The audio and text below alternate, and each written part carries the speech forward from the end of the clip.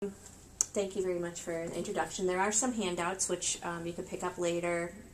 They'll be at the end of the table, and it's mostly about the kinds of categories and things that we've used. And I really want to emphasize that this is I think dropping Dewey is a very subjective thing, and it really depends on your community and your experience. So this is really our experience, and I do have to say we're not done. We're in the middle. It's an ongoing process, and I'm going to show you where we are in this process.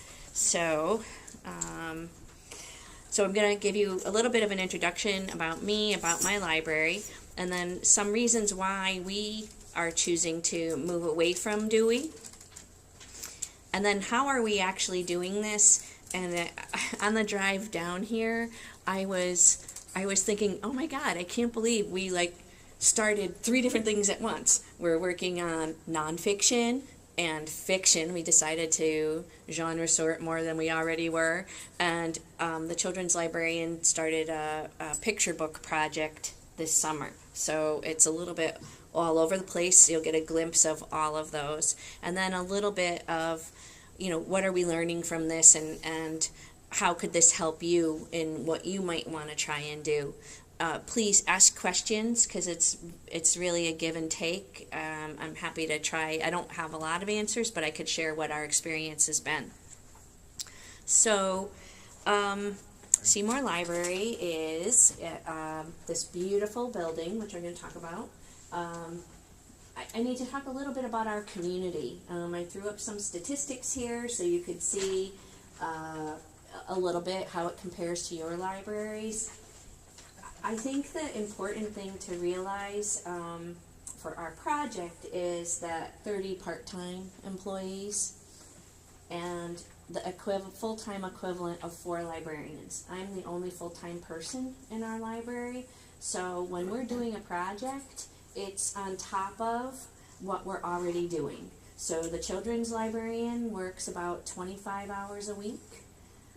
She has a library assistant that works about 25-30 hours a week, and they're doing, story times, about 6 story times a month, regularly. There's the 2 or 3 that are weekly, and then some others there's a science Saturday story time on the first Saturday of the month, and then steam ahead stories on the second Saturday of the month, and pajama story time. So on top of all of that, she's thinking, you know what, I need to reorganize the picture books. So there's not a lot of time, and I think me as the director, I'm always like, why is none of this ever done? But it's because it's always in those little nooks and crannies when you think you might have a little extra time, or somehow you came up with a little extra money for something, and you're like, oh, I'm going to work on this project. So that's a little bit about the employees. The other thing I wanted to say is who our major employers are. So while 84% of our community has a high school diploma or equivalency, less than 20% of the people aged 18 to 24 have a high school diploma. There is a lot of poverty, low levels of education. The biggest employers, when we're saying corrections, so we have the prison in Auburn. There's within a 45-minute radius, there's 6 prisons. That's a lot of prison guards. It's a lot of laundry. That's a lot of cafeteria workers. Walmart, I think they employ about 278 people. The county office building, so Auburn is the county seat for Cayuga County. Xylem is a subsidiary or an offshoot of Gould, which is in Seneca Falls. Wegmans, the community college. Nucor Steel, I think they have about 270 workers there. So there was recently a consultant that talked about, Auburn and did this big comprehensive plan, and they said Auburn is still mourning the loss of manufacturing jobs. The majority of the people in our community are older. We keep losing our young people. So the people who are using the library, if you do some demographic work, like the top 6 categories in the 13021 area are all over 45, and it's either over 45 and work 2 jobs, or over 50 and empty nesting. There's all these different things, but it's the key thing is it's a lot of older people. So that's a little bit about our community. And then I really want to talk about the building, because like I said, this plays a huge part in our decision to drop Dewey. So the building is beautiful.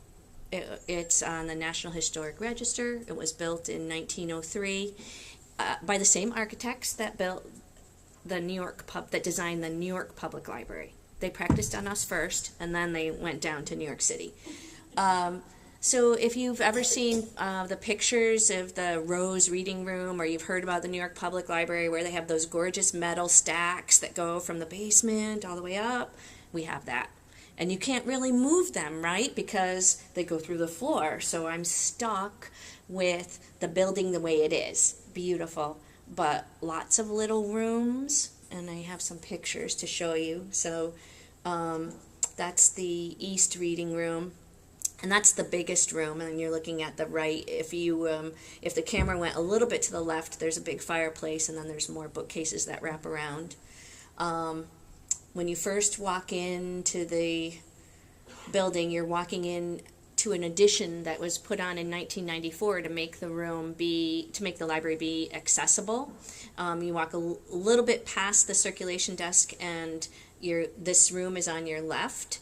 And it used to be the Trustees Room when the building was first built, and we've changed it so many times, even in the time I've been there. Right now it's all of our new books. And this is what I'm dealing with. So here are plans for the basement. So if you were over there on the right where the E is, that's the elevator. You walk in the main floor, you could take the elevator down to the basement, and you can get into the children's room. But in order to get to our nonfiction collection, you have to take these stairs. It's a little half flight of stairs between the basement and the first floor. I don't know what you call that. It's not a mezzanine. It's between those two. So if you're on the main floor, the only way to get to this area, these are those old metal stacks through the glass floors, is a metal staircase, which is a little narrow, or there's a little bit of a wider staircase, but regardless, it's stairs. So our 0 through 600s are here. Teen books are here. We have a graphic novel section, science fiction and fantasy, and then the zeros start about 3/4 of the way up on the left. So not accessible. The 7, 8, 900s are on the second floor, not accessible. So our entire nonfiction collection, you have to get upstairs, and if you can't make it up the stairs, then you have to ask somebody at the desk to get a book for you. So I've actually been at the library. I've worked there for about 13 years. I've been the director for 5 years. And when I started, the director I worked for had been there 40 years. And he had these beautiful wooden glass cases that he would lock the new books in. And you could look at them in the glass case and say, wow, I wish I could have that one. And you couldn't, but you could look at it. And so, I know. When he retired, we had another director for 5 years, and then she moved to New Jersey, and luckily I was able to stay at the library, because it really is my home, and it's a mile down the street from where I live. It's my library and my community, and that's just so important to me. But when you look at this historically, the layers of things that have happened over time, to be in a library where we used to lock new books up, and Mr. Erskine, he just didn't like weeding. We have never had a reference desk, so if you're thinking about, I don't know if any of you have reference desks, but we never have. It's always the clerk's at the desk who would help you. So here you are, you can't get to the nonfiction, you're asking for help. And there was this one time I found somebody wandering in the 600s and the cookbooks. And I'm like, can I help you find something? And this gentleman had this piece of paper, and he's like, yes, I'm looking for Kafka. I didn't know he wrote cookbooks. And it's because somebody at the desk didn't know he was looking for Franz Kafka, and they sent him looking for Barbara Kafka, who does write cookbooks, right? So there's this issue of how do you find things and how do you direct people. And so this is our building, and that's some of the struggle that we're having. The second thing I really want to talk about is Dewey Decimal and the user experience. So a lot of people find Dewey Decimal intimidating, and I used to discount that. I didn't pay much attention to it because, I don't know, I have bigger fish to fry. And we have a wonderful woman who was a trustee for 9 years. She's a pharmacist. She's brilliant. She has 3 kids that they're always in the library. Again, I'm in the building somewhere, and I see her, and I'm like, can I help you with something? And she's like, again, the little piece of paper. We didn't automate until the year 2001. So that's the other thing, too. So, and we only have computers, right where you walk in. And so you're walking all through the building, and you have to go all the way back to the desk to find out. I have problems remembering 973.2 at the desk, and then walking all the way up to the 900s. I'm like, oh no, what was the decimal placement? I don't remember. So it's important to write it down on that piece of paper. But Leah, here she's a power patron, right? She's in the library. She's very smart. And she looks at me and she says, I really struggle finding things. I think it's really hard to find things. And that made me pay attention, saying, wow, if people like this who are great library patrons, who are very well educated, can't find things and find it intimidating, then maybe I need to pay attention to this. The other thing I think is that in America we have a math phobia. So the minute you have a string of numbers with a decimal point, unless it's dollars and cents, then people pay attention. But other than that, they just don't want to look at it. So it automatically seems to put up some barriers.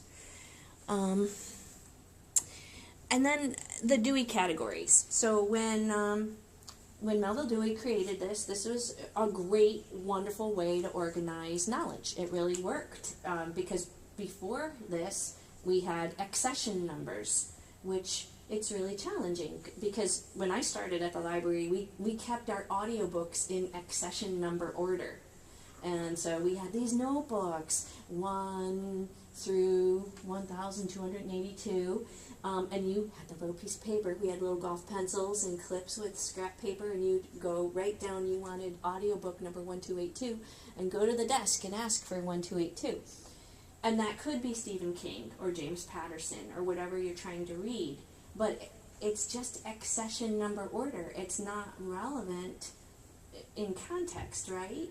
So you like Stephen King and you want to listen to the next Stephen King audio. How do you find it when it's in accession number order? So Melville Dewey was onto a good thing about organizing things and co-location and let's put things together. But the world has changed a lot, and some of the things that worked 100 years ago aren't working today. So why is sewing in the 646s, which for us is on that weird level between the first floor and the basement, and knitting and upholstery and all the other crafts are upstairs on the second floor? Why are they different? Why is gardening in the 600s and landscaping in the 700s? So it's just, why is that? If you were planning a wedding and you came to the library because you're interested in having a wedding, you have to look in all these different areas. You have to find the craft books about bouquets. You're probably not going to come to the library. You're probably going to go to Pinterest. But if you did come to the library, you're looking about bouquets and you're looking about wedding favors and baking cakes, and what are the appropriate manners, and what is the best man supposed to do. And you might be interested in music for or religious service. Those are in all different Dewey categories, so they're not easy to find things.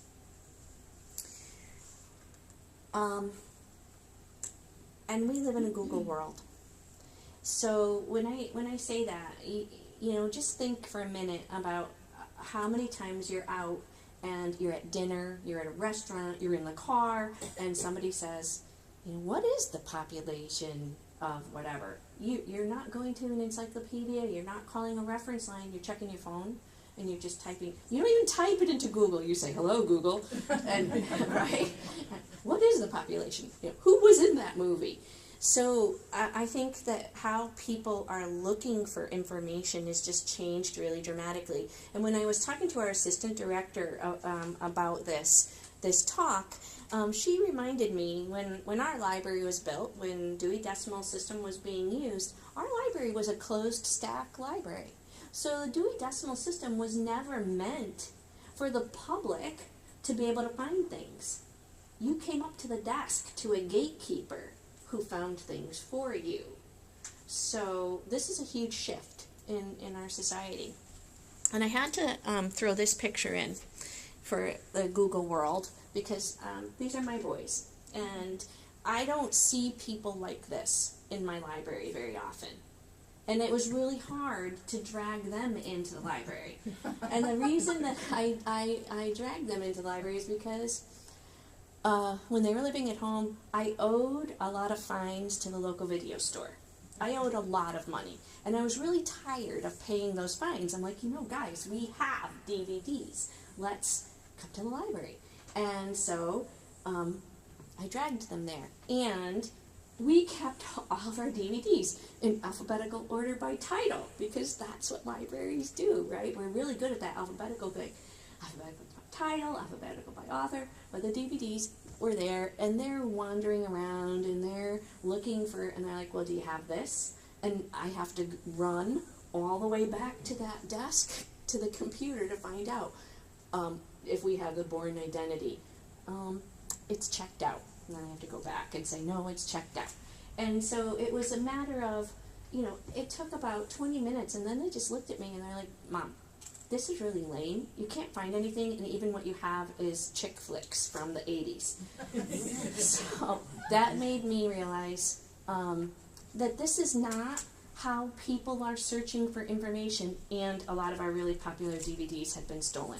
So really, that's, when you're thinking about, take off your librarian hat and think about how people find information today, not how we were trained or what makes us comfortable. I love alphabetical, but it's not how other people think, and we need to think about that in terms of user experience. Any questions? You guys good? Okay, so we've been talking about this for a while. I've been director 5 years, and I've always had this interest in what would it look like if we didn't have the Dewey Decimal System, and how would we change things. And right after my kids left, I think the following week, we changed the DVDs. They are now organized by genre, because why wouldn't they be? And you know what? There was no hue and outcry that people didn't like it in alphabetical by title. They actually like browsing because I like action adventure. That's the section I'm going to go to. I don't go there knowing what movie I'm going to pick. So we did that. And yes? When you divided it into action and adventure, Mm-hmm. then how do you categorize it within that genre? Within the genre, it's alphabetical. And it stays Yeah. still alphabetical. Yeah, because otherwise you would never find anything. Yeah. They get put out of order all the time. But that's what people should be doing instead of watching Facebook at the desk. They should be. So here's some options, and we looked at all of these. So I actually worked for Polaris for 4 years, and Maricopa in Arizona is one of the first libraries that made this move away from the Dewey Decimal System. It was around in 2007. They built a new library. I think it was their Perry branch, opened using BISAC, which is the book industry standard. So if you walked into Borders when it was open, and if you're in Barnes & Noble, that's the categorization that you're seeing.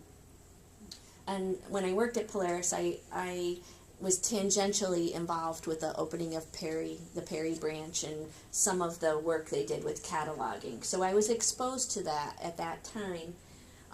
Rangeview, Colorado is the Anythink libraries, and really they're using BISAC, and they're putting words on it instead of using it in number categories, and they're calling it WordThink. The Albany library is using BISAC. Might be a little bit modified, but in general, they're staying with BISAC. Darien, Connecticut, which is, you know, one of those rock star libraries, they do everything. They have decided to keep Dewey. They said, you know what, Dewey Decimal's pretty good, except for that weird problem like wedding where we have stuff in all different places. So they kept Dewey, but they kind of pulled things they thought should be together into neighborhoods or glades. And one of their glades is places. And so they have places is the big category, and underneath that they have their travel books and their foreign language books. They might have something else there too, but that's the idea. They kept the Dewey Decimal numbers, so it's in order by Dewey Decimal number, but they gathered them together into one category. And then there's a whole lot of libraries, these are just a couple, that did some kind of a hybrid system. They took a little bit of Dewey, a little bit of BISAC, they made up their own thing, and I think that today, this is where a lot of the libraries are falling. I tried to do a good librarian thing and look at the literature and bring you all kinds of resources. But there is not a lot of literature right now that's current. The most current things I could find are from about 2012. 2007 when Maricopa started and all these other libraries followed suit. 2007 to about 2012. Not a lot recently about this idea. Maybe it's not as startling and it's just not getting a lot of press. Maybe there's no graduate school students that have to write a dissertation on it, but there's just doesn't seem to be that much in the literature. So for us, we really have been working on this as an evolution, and so I said I've worked at the library a long time, and even, we couldn't do it when Mr. Erskine worked there, but when he left, we were allowed to weed, which was amazing. And when we were weeding, we started moving some things around. So we moved all the SAT college prep books that are normally found in the 300s, and we put them near the employment books. These are all civil service books. So you have colleges, what to major in, how do you get in school, GRE books, and then you're moving right into the work world. So that kind of makes sense. We like having those together. We did move our foreign languages next to the travel books, and you can't see this, but the numbers here are 914 and the travel books are 917, so they're pretty close together. And what we do is we just have to look at the shelves and say, wow, we're going to make up a new number. So we make up our own Dewey Decimal numbers. So they're technically not Dewey because we make them up, because we want the book to fall in this section. And I think that this is where all of us are. We're not the Perry branch, like building a new library and doing, having $1 bazillion. We're all inheriting old stuff, old systems. So when we automated in 2001, we had volunteers entering information into the computer system. We had Dynex at that time. So if today I try to do an inventory, the spine labels don't match what's in the computer because the computer won't have any cutter authors, but the spine labels do. Or I was just, because of this talk, I was trying to look at some of the stuff in our 300s, and I found there's 363.29, and then there's a whole bunch of books, and then there's 363.2998. And it's really, that belongs with the 2 nines. Or this needs to be 2998. So they're close together. They shouldn't have all those things in between. And I'm sure you'll find that on your shelves, right? Because I don't know. I don't really know any libraries except for, probably Darien, that does the work of like writing some kind of I don't know what it's called, a style guide that says we're only going out 2 decimal numbers. We're always going to capitalize an S, and we're always going to make sure South is abbreviated SO, and so that there's some consistency. So we have lots of layers of inconsistency when you're looking at the shelves. And then the other thing we moved is the 629s, electricity, plumbing. We moved it to the 690s next to home repair. So something like 79% of the housing stock in the city of Auburn was built before 1940. We have a lot of old houses, so it made sense that we would do a good job at looking at historical homes and how do you fix historical homes and how do you fix homes, and try to keep that section together.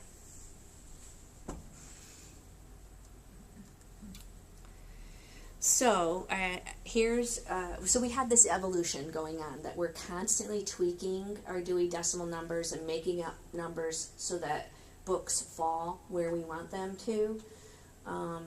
Right around the time we moved the DVDs into that genre sorting,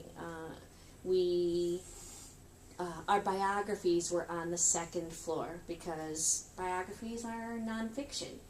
But biographies, the people who read biographies in our community, they like to browse. It's not like they come in and say, I want to read about Winston Churchill. They want to see what floats their boat. And you can't browse by stopping at the desk and asking somebody to run up the stairs for you and find a good book. So we decided to move the biographies downstairs to the main level to make it be more browsable. And there's always it's those jigsaw puzzles, right? So you're trying to make room because you have this finite space. You have these bookshelves that are built into the wall or go through the glass floors, and you can't move them. So how do you make space? And we ended up moving the science fiction and fantasy downstairs to that floor that's between the main floor and the basement, because even though there are a lot of older people who would read science fiction and fantasy, it seemed like more younger people read that, and they were more able to go up and down the stairs. So graphic novels and science fiction and fantasy went to a more inaccessible area to give us room on the main floor to have things like biographies be there and be accessible. We have this room that was added in 1972, and when I started, it was our reference collection. And when Mr. Erskine retired and we had our new director, Sheila, I was actually able to weed our reference collection because we've never had a reference desk, and most of the books in that room, so I was doing this around 2007-ish, most of the books in that room were purchased in 1974. And so while the Grove Encyclopedia of Music is really great, and it probably hasn't changed a lot since 1974, it was just taking up valuable real estate on a floor that was accessible, and we needed to get rid of it. I tried to switch as much as I could of our reference collection and moved it into circulating to see, maybe people would still use it. But we just don't see that kind of traffic in our library. It's mostly fiction. That's really, I can't remember the percentages of our circulation, but it's really fiction and children's. Nonfiction is a lot lower than that. So looking at this problem of accessibility, we were really lucky. 2 different grants kind of fell together that allowed us to create something that we originally, when we wrote the grant, we called it a senior space. But because we have a children's room dedicated to children, why don't we have a space dedicated to seniors? There's a lot of topics that appeal to people over 60 that would be a good thing to put in this area, and that's where we put all of our large type, and we were able to combine monies from 2 different grants to kind of renovate this old reference room. So our large type is there. It's a room like this, so it's kind of open. It has really good lighting. Instead of being in the narrow 1903 aisles, very dark, hard to get to. So we moved all of our large type there. We moved our audiobooks. We're no longer held behind the desk in accession order. They're now alphabetical by author. So if you really like James Patterson, you can find another James Patterson audiobook right there, just the way you would find it in regular fiction. We bought furniture that was good for people that have mobility issues, so that the arms are reinforced, so if you need a little bit of a hand trying to push up to get out of a chair. So we have these really comfy chairs and a chess set, and we moved topics out of our nonfiction collection into this room, and this was just such a great opportunity to try our Deweyless system. We went to word-based labels, and here's our categories we started with: health, life, finance, retirement, and technology. And a lot of what we're doing here is signage, so trying to let people know. And again, we are reusing shelves from someplace else in the library. We're trying to make do. I would love to have money to go out and buy real shelves, but it's always about what you could make fit on the least amount of money possible. A lot of people who are using this room, I get great comments. They love the lighting, they love the comfy chairs, and they said they wish we'd get rid of these display shelves. They don't seem to understand that this is actually part of our nonfiction collection.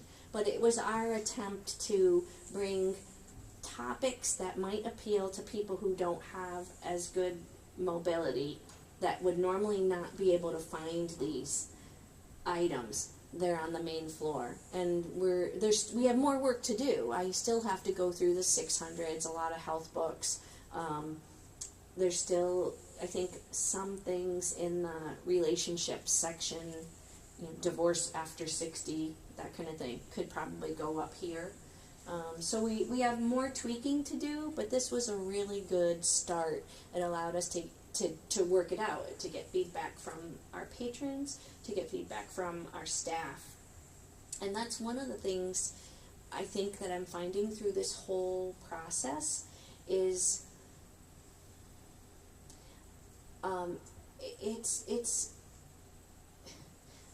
it's very iterative. You have to try, fail, fix, try again.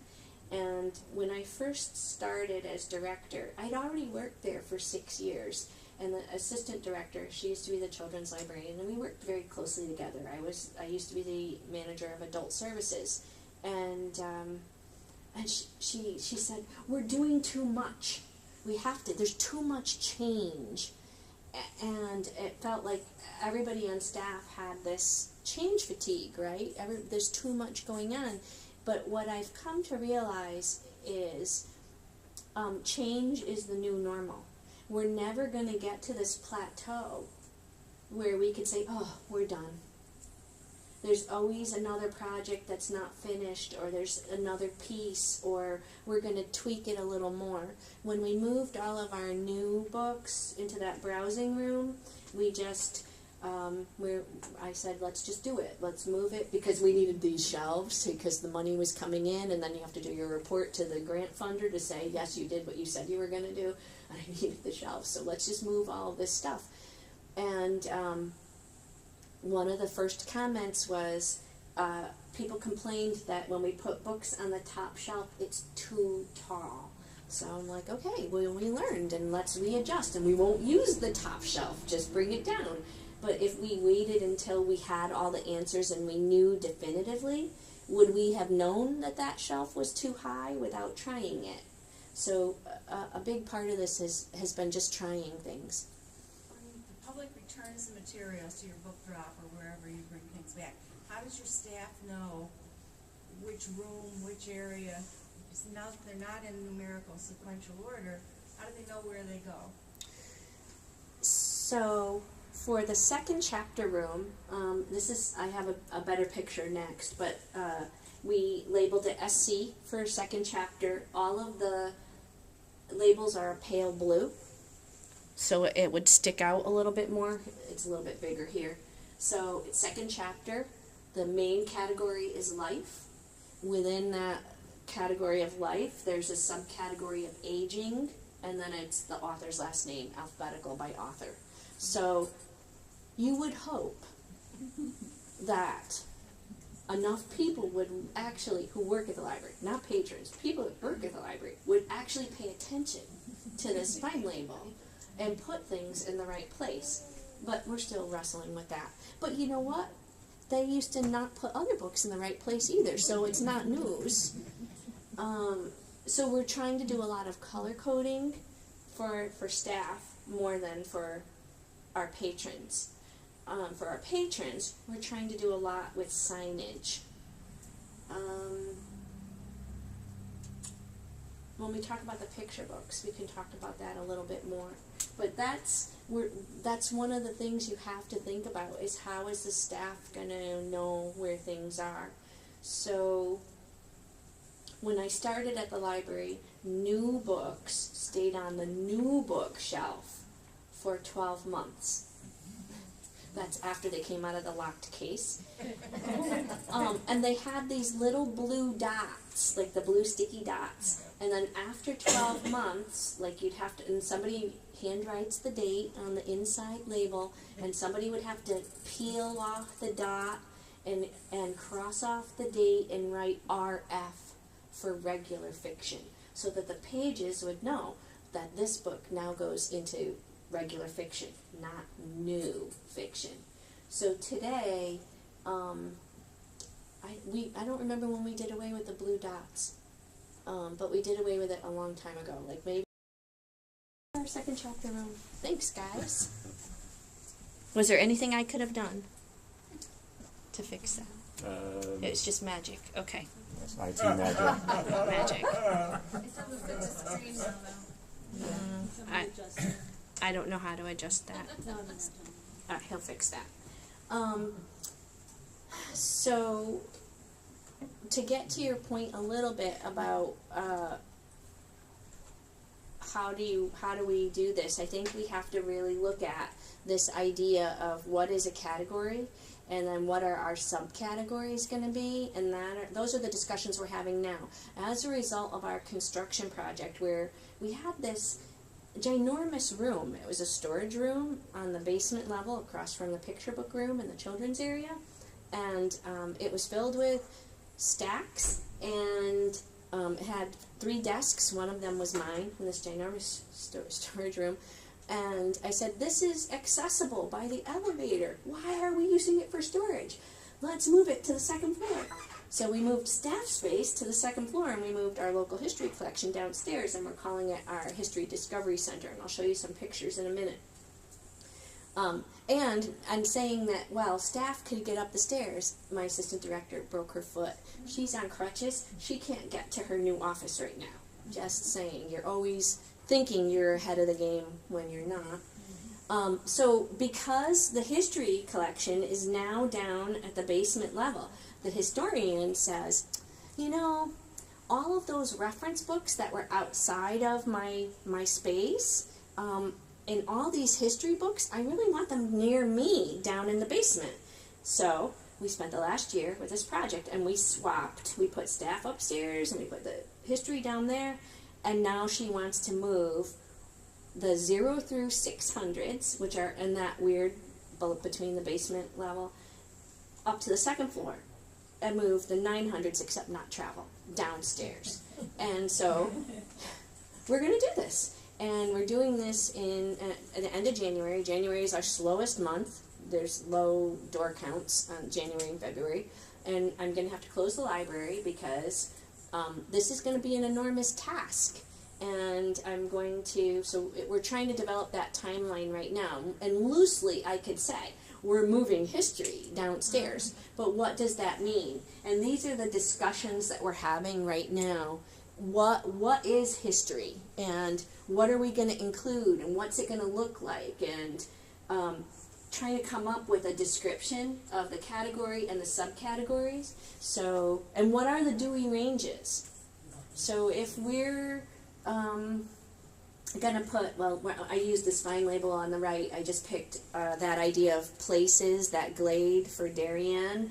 For example, if places is the main category, and then the subcategory is travel, but maybe the other subcategory would be languages, and then, you know, it's going to be travel, U.S., New York, and we're always going to put, the travel books are always going to have the year, because that is very helpful. You want to see the year. We started relabeling a lot of the test books, so we always include the year on the spine label. We've started labeling our series in mysteries. We haven't done all of the series, but we're saying the number on the series, because what is the next book in that series that I like to read? And again, you have to walk all the way back to the desk, unless you had your phone, in which case you could say, hello Google, what's the next book? So, so we're having this talk right now. Can you call the desk? That's an idea. Hey, I keep saying I want those headsets like they have at Target, but I've been voted down. So this is history. This is our new history room. It's very beautiful. And here's this mess that we have where we have all of these, so you'd have to go up these stairs to get to the books, but we are gonna put the history books there. And there's a lot of local history and New York State history that's very relevant. We're probably also gonna put genealogy, all of our circulating genealogy books here as well, because the historian who works in the History Discovery Center does a lot with genealogy. Do you have muscle men who come in and move all of these boxes and boxes of books? No. Since you don't have elevator access? No, we're going to hire the clutter guys. They're pretty brawny. And when we did this project, and we had to swap the space, it took them 2 days to carry all of the local history collection boxes down. We reused the shelving that was originally in the room, and they carried that down. So, but I was talking to one of our pages. I said, you know, we're going to have this project. It's going to be in January. And she says, oh, good. That's my college break. I could give you a lot more time. So maybe my boys will be available as well. Okay, you want some food, help carry boxes. So here's what we're looking at having in this section next to the History Discovery Center. We're still going to have the teen books, because that's what this section is, teens. And then we have graphic novels, and then we have science fiction and fantasy, and then this is back here is where the zeros start and it wraps around. So we're really still looking at having that be, that's the amount of space we have to fit whatever we're going to fit in history.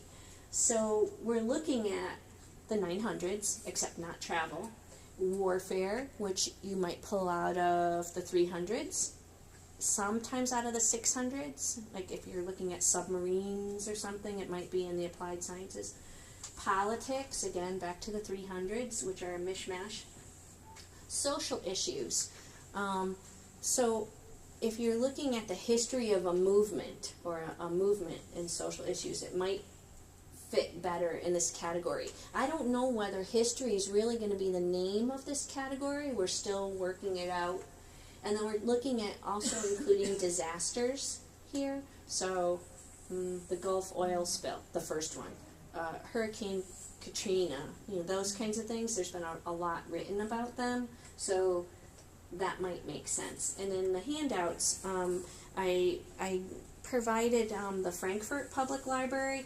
That's just an example of their breakout of their history section. And when you start looking at that, the nitty gritty of it. Like, well, would you have a subcategory called colonial America, or would you just have what century it is? Would you, and would you put things, they had their list alphabetical, which it made me a little crazy, because they had Civil War, and then all the S's, they had slavery. Well, wouldn't you have Civil War and slavery and Reconstruction kind of together because of the chronology? Because you are talking about history.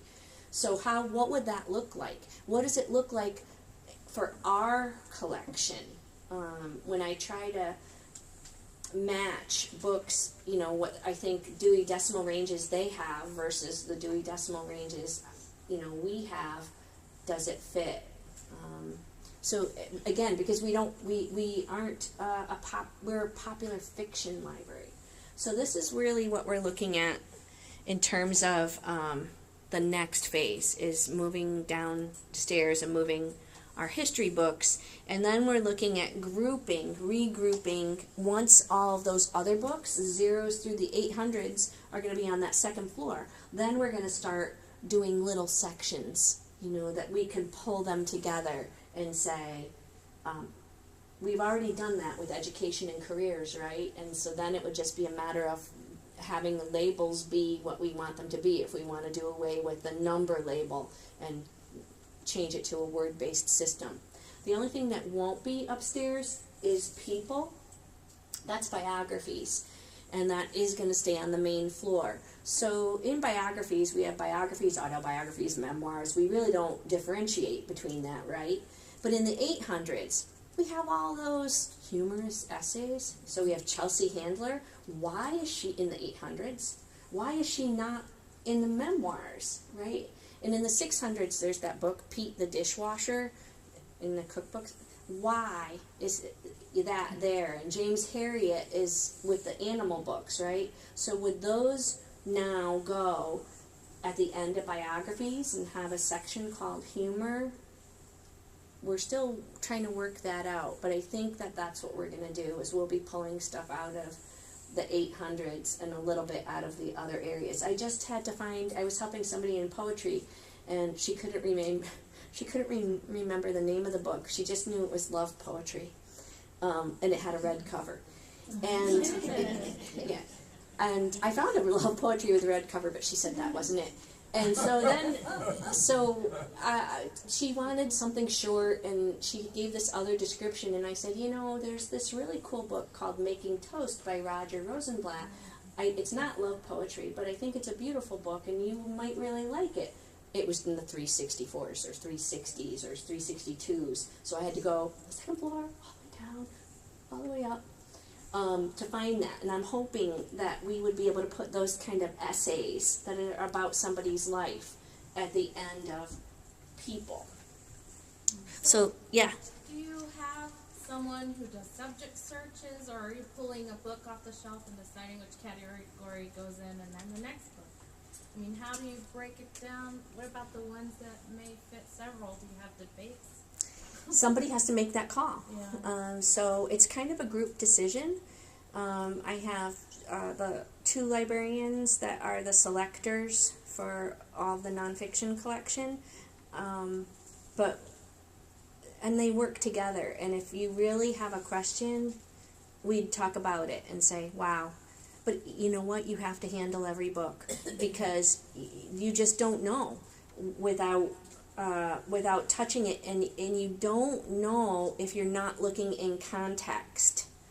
So that's the other part of it. And I spent a lot of time in the 362s when I was looking at history, because I started out with the Dewey Decimal ranges, and then I'm looking on the catalog, and I'm like, well, I don't know if this makes sense. I actually had to go to the shelf and say, where is this going to go? Mm-hmm. And then trying to do a search. And the subject search isn't always the right way to find things. Sometimes it's a keyword search, because it pops up in another area that you just didn't think about. But it is overwhelming when you look at it big picture. Don't do that. It's like, try to concentrate on a small section. That's why I'm really excited that after this move, once we get through history, which I think is probably I always think it's gonna take 2 months. It really takes a year and a half. That we're gonna be able to have all of this in one spot. We were talking about arts and literature. There were 4 of us, and they said, okay, let's take a field trip, and we went over to the shelf to look. And where is architecture going to go? If arts and literature, let's talk about arts. Arts is going to have the performing arts, the visual arts, music. Where does architecture go?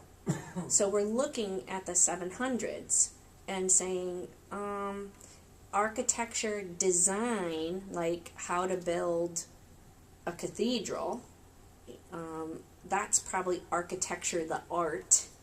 You know, the art of this beautiful building that was designed by somebody famous, as opposed to 50 plans for your garden shed, which is currently in the 700s, but probably can go over into the home design as a subcategory. But it's or hobbies, and hobbies is really challenging too, right? So this is very fluid, and until we get there, and we might find, you know what, this isn't going to fit.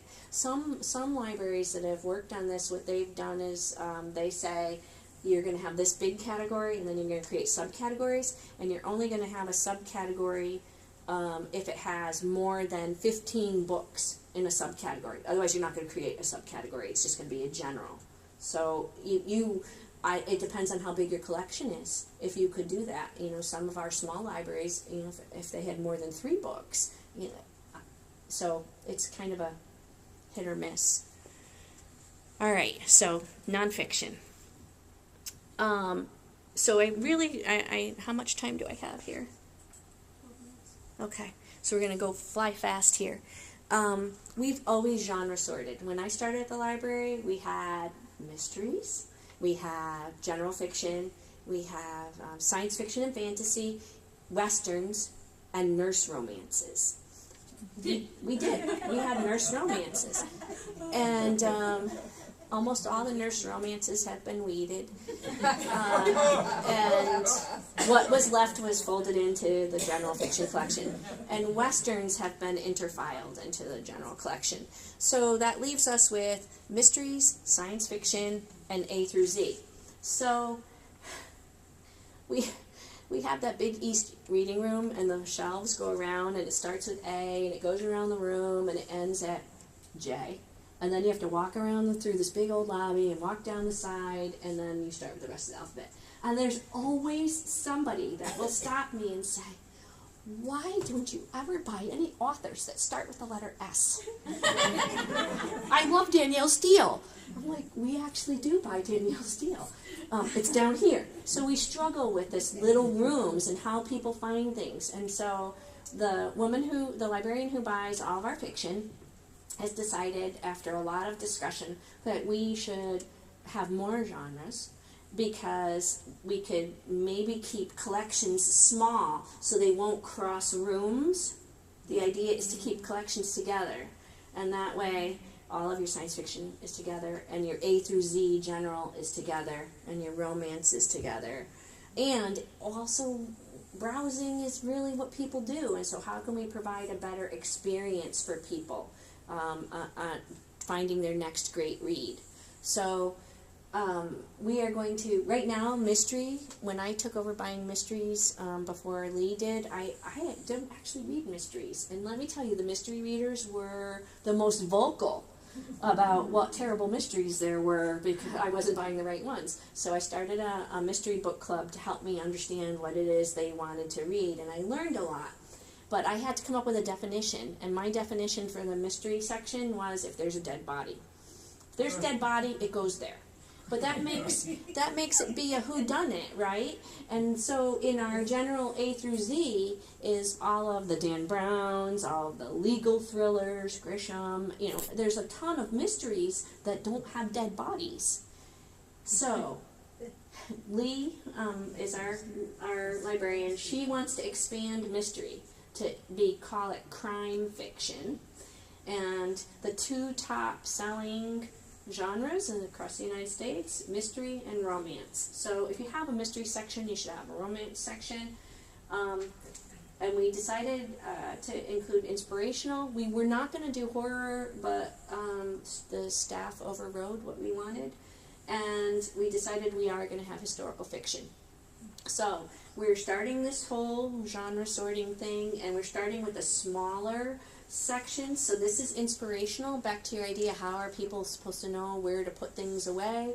The inspirational fiction, the prefix is INSP, the author, and it has this blue band. And right now, it's just going to be at the end of A to Z. And then we're going to do horror, and that'll be at the end until we get enough space that we could start pulling some of the thrillers to, we have enough room to move it into crime fiction. But I don't have enough staff time, I don't have enough money, right? These labels, if you're going to have to relabel 6,000 items, that starts being folding bills, and I already overspent my administrative supplies category, so I'm trying to do things small and in small segments and cheaply. So when you're deciding what genre you want, everybody has to read the book? I don't know what you're asking me. Say it again. It sounds like you have to read the No. book to decide. No. I mean, We have people who, we're really using novelist, and we're using, Joyce Sarix has a great genre reflecting book, so we're using a lot of her definitions and creating a scope and saying, these are the top 10 authors in this field, and in this genre, and this is what is in this category. So we don't have Westerns here, but we've been having a discussion, because I personally think the Western genre is dead. Louis L'Amour is just not writing anymore, but you know what? If you define Westerns, if you look at the characteristics of the loner fighting against injustice, the vigilante, surviving an inhospitable climate like the desert, well, then The Walking Dead counts as a Western. And so would you do that? So we're having those big discussions right It now. sounds like you really get into the content of the books quite a bit. The people who like those sections tend to do that more. So really, this is the adult librarian is doing most of that. But we all weigh in. I keep arguing with this urban fantasy. I read Christine Feehan. I think she should go in fantasy. But Bill, who buys that, says she goes in romance. I'm like, no, urban fantasy. Multiple genres by the same author. We're just gonna make so Stephen King, he writes things other than horror. We're putting him in horror, and all of his books are gonna be in horror. And somebody's gonna figure it out. And we'll probably put a lot of signs, saying, looking for Stephen King, he's over in horror.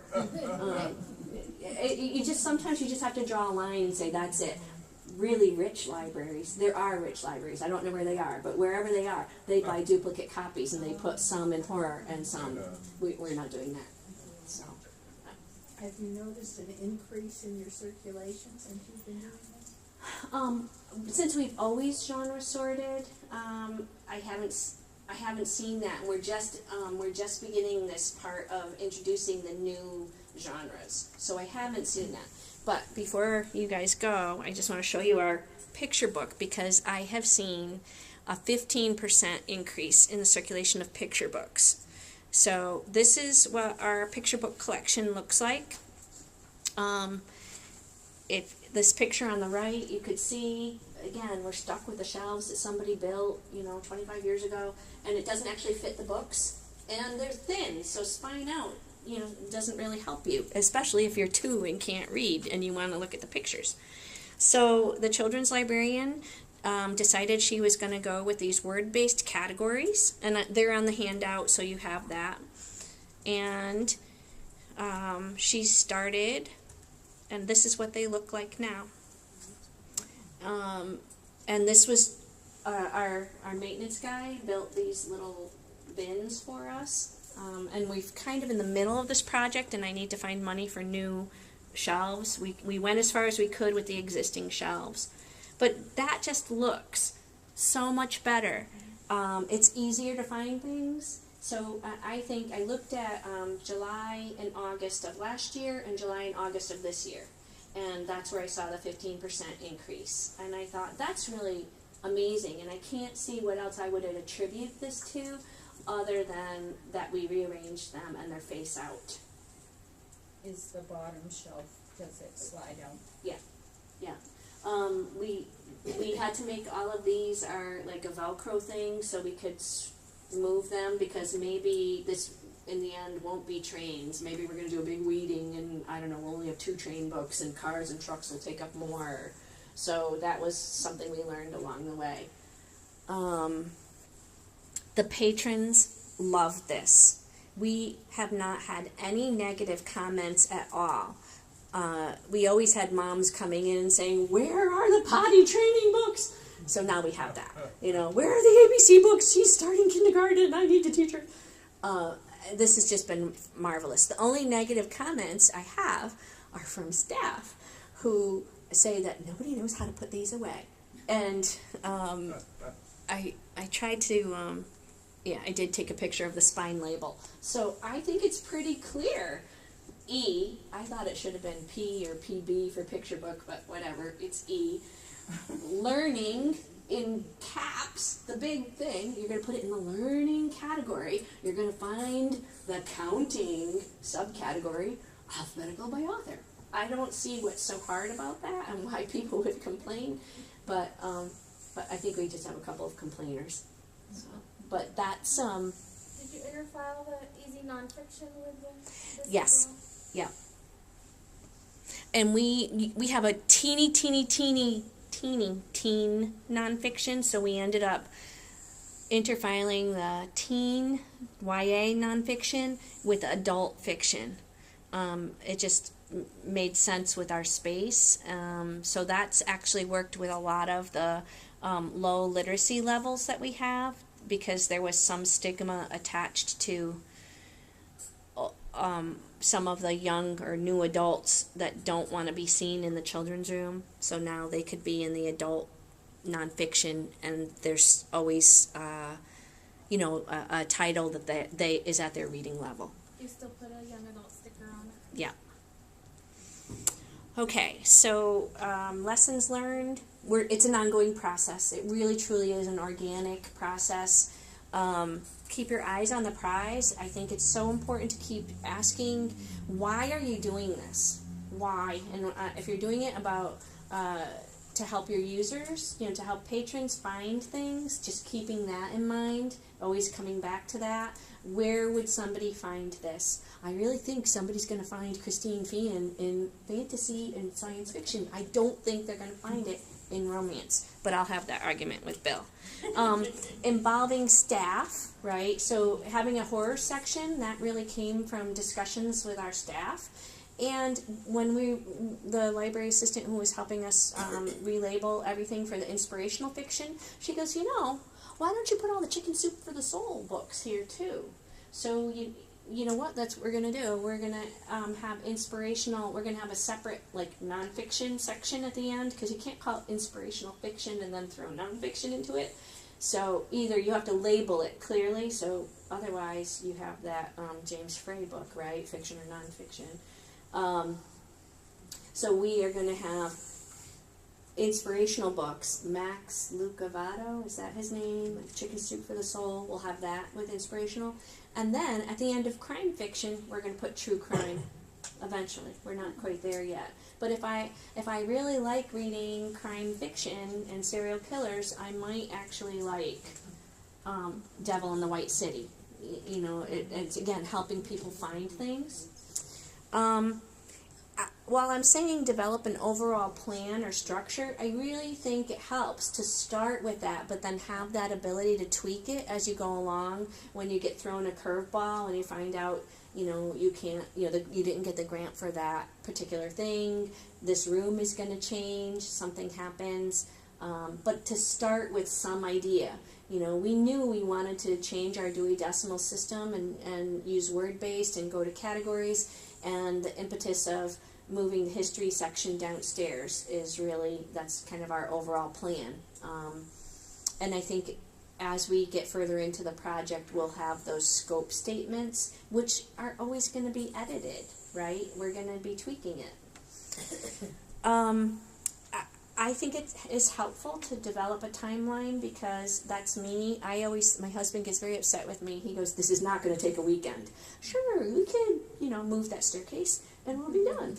He's like, "It's not going to take a weekend."